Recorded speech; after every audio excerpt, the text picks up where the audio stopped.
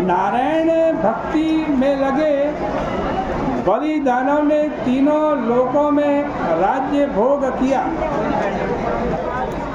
महालक्ष्मी मां ने दैत्यों का राजा बलि हुआ।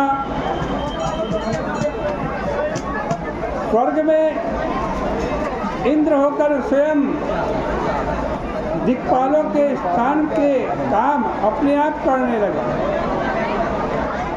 देवताओं की प्रसन्नता के लिए ब्राह्मणों के द्वारा कहे गए यज्ञों में वो स्वयं भाग लेने लगे। देवताओं की माता अदिति अपने लड़कों को दुखी देखकर बड़ी दुखी हुई और कहने लगी, मैं बेकार में इस स्थान में नहीं रहूंगी। ऐसा विचार करके वह हिमालय पर्वत पर चली गई।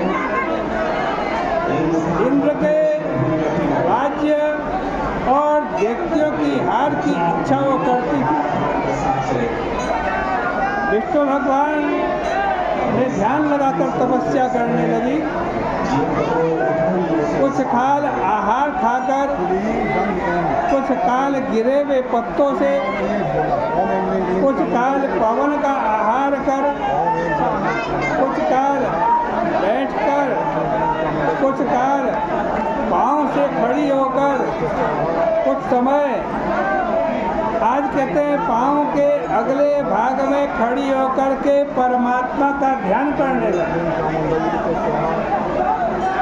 देवताओं के 1000 वर्ष दुष्कर तपस्या वो करती रही।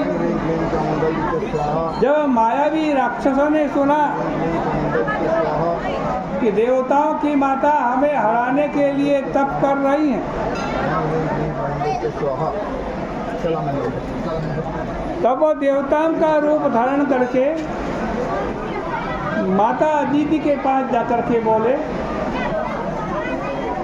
हे माता,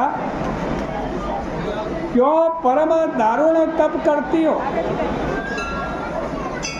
देह के सुखाने का कारण दुख रूप तप छोड़ दो, क्योंकि विद्वान लोग मेहनत से साध्य सुकृत को नहीं मानते। धर्म में प्राप्त होकर शरीर यत्न से रक्षा करनी चाहिए। जो लोग शरीर की रक्षा नहीं करते वो आत्मघाती कहलाते हैं। इस कारण उठो, हम लोगों को दुखी मत करो। माता से रहित मनुष्य, गौ, पशु, सर्प, वृक्ष सुख नहीं पाते, सब मुर्दे के तुल्य रहते हैं। दरिद्री, रोगी, परदेसी माता के दर्शन मात्र से सुखी होते। अन्न, जल, धन, स्त्री से कभी मनुष्य विमुख हो भी जाए पर माता से विमुख नहीं हो सकता। जिसके घर में धर्मयुक्त माता नहीं, पतिव्रता स्त्री नहीं, उसे वन चला जाना चाहिए। नारायण की भक्तिहीन धर्म, समीचीन भोग रहित धन, स्त्री पुत्र रहित जैसा घर होता है वैसे ही माताहीन होता है। इससे माता तुम अपने पुत्रों की रक्षा करो। इस प्रकार दैत्यों के द्वारा कही गई अदिति अपनी तपस्या से चलायमान नहीं हुई।